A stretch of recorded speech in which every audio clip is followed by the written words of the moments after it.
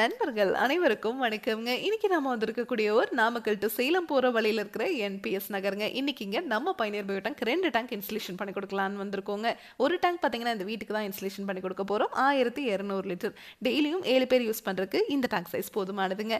இதே ஸ்ட்ரீட்ல இருக்கிற ஒரு ஃபேக்டரிக்கு 1200 லிட்டர் டேங்க் தேவைப்படுதுன்னு சொல்லியிருந்தாங்க. இங்கேயும் நம்ம ஃபிக்ஸ் பண்ணி கொடுக்க போறோங்க. இப்போ குழி எடுத்து ரெடியா வச்சிருக்காங்க. உள்ள எம்சாண்டை கொட்டிட்டு பெட் மாதிரி ரெடி பண்ணிட்டு அப்படியே இந்த டேங்கை உள்ள இறக்கிற வேண்டியதாங்க. இதுக்கு தனியாக நீங்கள் சிவில் ஒர்க்குன்னு எதுவுமே பண்ண தேவையில்லை. இந்த டேங்க் உங்களுக்கு பார்த்தீங்கன்னாவே தெரியும். எந்த இடத்துலையுமே இந்த டேங்க்கில் நம்ம ஜாயின் கொடுத்து இந்த டேங்கை செஞ்சுருக்க மாட்டோங்க.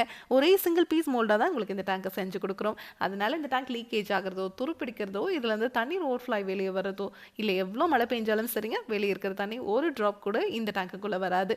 இப்போ நீங்கள் செப்டிக் டேங்க் கட்டுறீங்கன்னா அது என்னைக்காவது நிறையும் நீங்கள் லாரி வச்சு க்ளீன் பண்ணுவீங்க இல்லையா? இந்த டேங்க் உங்களுக்கு என்றைக்குமே நிறையாது. இந்த டேங்கை நீங்கள் எப்போதுமே க்ளீன் பண்ண தேவையில்லை. இப்போ செப்டிக் டேங்க்னா இந்த மாதிரி மரங்கள் பக்கத்தில் இருந்துச்சு அப்படின்னா அதனோட வேர்கள் அந்த டேங்கை கண்டிப்பாக துளையிட்டுரும் இல்லைங்களா? அப்போ உள்ளே இருக்கிற கழிவுகள் வந்து வெளியே வரும்போது பக்கத்தில் போரோ கிணறோ இருந்துச்சுன்னா அந்த தண்ணியோடு தான் அந்த கழிவு நீர் கலக்கும். ஆனால் இந்த டேங்க்கில் உங்களுக்கு வேர்கள் வந்து டச் ஆச்சுன்னா கூட அது ஆப்போசிட் டைரக்ஷன் தள்ளி விடுமோ வழிய இந்த டேங்குக்குள்ளே வேர்கள் இறங்காதுங்க. அந்த அளவுக்கு குவாலிட்டியாக இந்த டேங்கை நம்ம ரிஜிஸ்டர்ட் எஃப்ஆர்பி அப்படிங்கிற மெட்டீரியலை செஞ்சு கொடுக்குறோம். இரும்பை விட உங்களுக்கு இந்த டேங்க் 5 மடங்கு உறுதியாக இருக்கும். இந்த டேங்குக்குள்ளே மொத்தம் 5 அறைகள் கொடுத்துருக்கோங்க.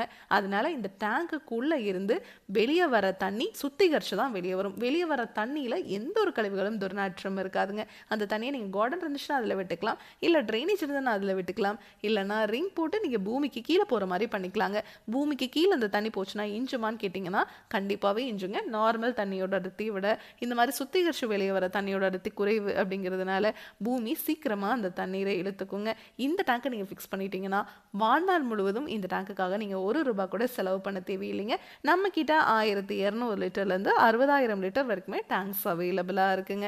அதான் 2 பேர்த்துலேருந்து 600 பேர் யூஸ் பண்ணுறதுக்குமே எங்களால் சிங்கிள் டேங்காக செஞ்சு கொடுக்க முடியும். இப்போ இந்த டேங்கை இவங்க ஃபிக்ஸ் பண்ணிட்டாங்க. ஃப்யூச்சரில் இந்த இடத்துல ஏதாவது ஒரு கன்ஸ்ட்ரக்ஷன் ஒர்க் பண்ணுறாங்க அப்படின்னா கூட தாராளமாக இந்த டேங்கை எடுத்து எந்த இடத்துல வேணாலும் ரீஃபிக்ஸ் பண்ணிக்க முடியுங்க. டேங்குக்கும் 50 வருஷம் வாரண்டி, பாக்டீரியாவுக்கும் 50 வருஷம் வாரண்டி கொடுக்குற ஒரே பயோ டேங்க் நம்ம பயணியர் பயோ டேங்க் மட்டும்தாங்க. இதை பற்றி உங்களுக்கு இன்னும் டீட்டெயிலாக தெரிஞ்சுக்கணும்னா பயணியர் பயோ செப்டிக் டேங்க்ங்கிற யூடியூப் சேனலை நீங்கள் பார்க்கலாம்.